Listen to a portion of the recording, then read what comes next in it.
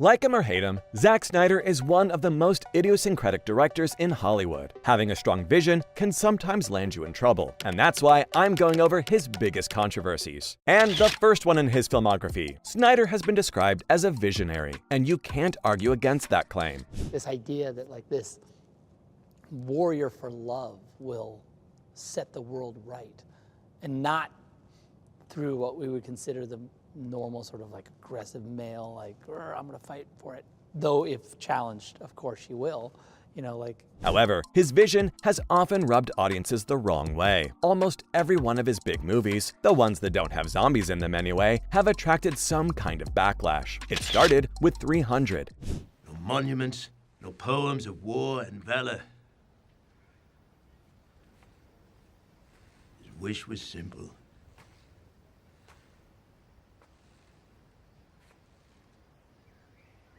Remember us.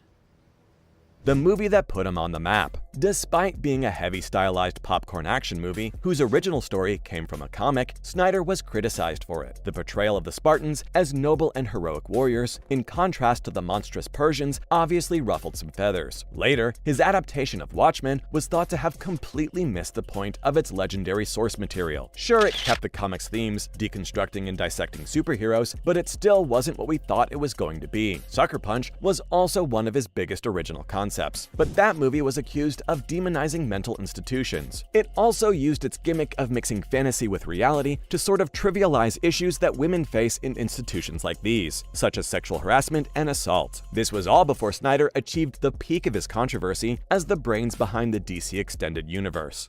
Superman stands on the Batmobile, right? Yeah. And, they had finished it. They're like, oh my gosh, look, it's an amazing, look, Zach, here it is. And I was like, wow, it looks great.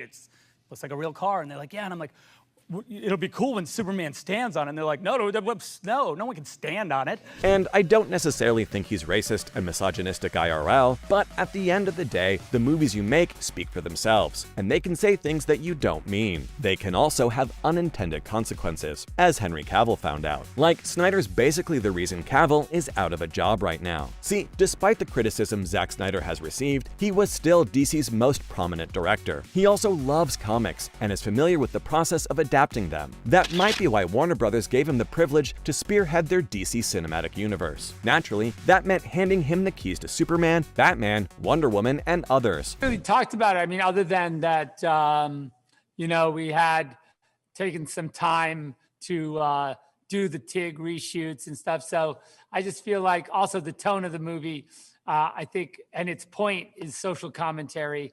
It just happens to... People who don't know much about Superman tend to see him as a Boy Scout. His ideals and invincibility make him a bad fit for today's jaded and grounded superhero movie culture. I'm guessing that's why Snyder made his version of Clark Kent the complete opposite of that, with disastrous effects. He gave us a Superman who was lacking all the charisma, idealism, and good nature that made us like him in the first place. For heaven's sake, he kills the villain at the end of Man of Steel. There was such a powerful backlash against this Superman that the ingenious casting of Henry Cavill couldn't save it. In fact, even as the DCEU is ending and James Gunn is planning his new DC universe, he's deciding which actors to keep. IRL crook Ezra Miller is making the cut for now, but Cavill has been so poisoned as soups that he was never even an option. Is that Snyder's fault? Well, he has some of the blame.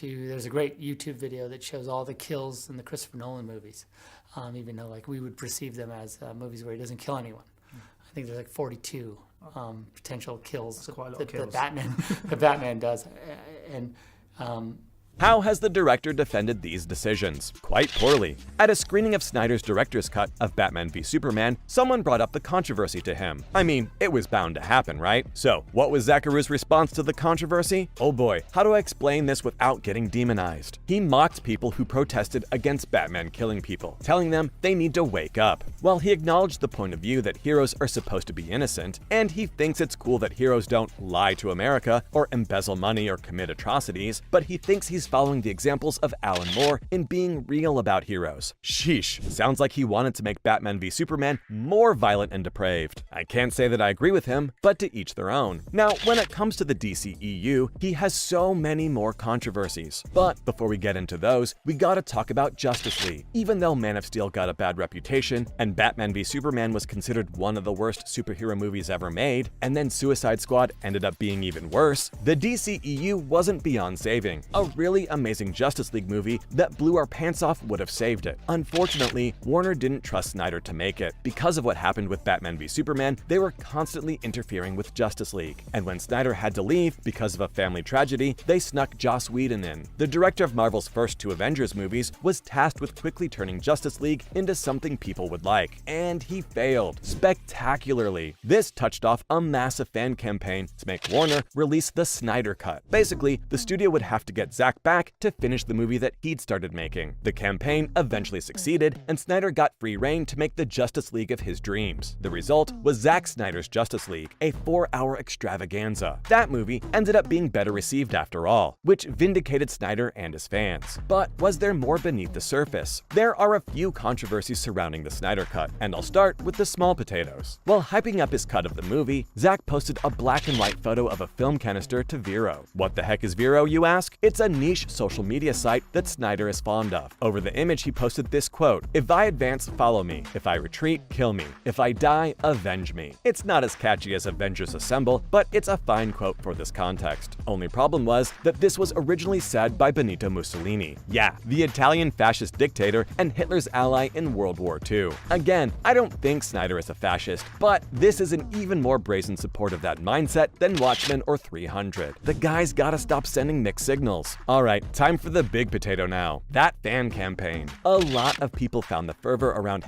#Release the Snyder Cut campaign to be a bit strange. Sure, Joss Whedon's version of the movie was bad, but would Snyder's version really be better? Out of the two movies he made entirely by himself, both were flops. So why did people want a Snyder Cut so badly? Well, Rolling Stone has an answer. According to cybersecurity reports commissioned by Warner Media, a huge number of fake accounts were involved in this campaign. The number of them was 13%, compared to the usual 3 to 5%. On top of that, Alethea Group, another cybersec firm, found the truth behind the ForSnyderCut.com website. The site, which helped kick off the campaign, was owned by a now defunct marketing agency. Rolling Stone spoke to over 20 people who attested that Snyder was coordinating these efforts behind the scenes. It was supposedly followed by another AstroTurf campaign to, quote, restore the Snyderverse. That one didn't succeed, as y'all can see. If this was ever confirmed and made public, it would genuinely be the end of Snyder's career, especially since some of the campaigners made death threats to Warner execs and their families. Snyder was also beefing with Geoff Johns and John Berg, who were also under the crosshairs of the fan base. Fan movements can get toxic on their own, but if Snyder was pulling the strings behind the scenes, I feel like no one in Hollywood would ever trust the guy ever again, and maybe they shouldn't. Anyway, these were just some of Zack Snyder's most controversial moments. See you next time.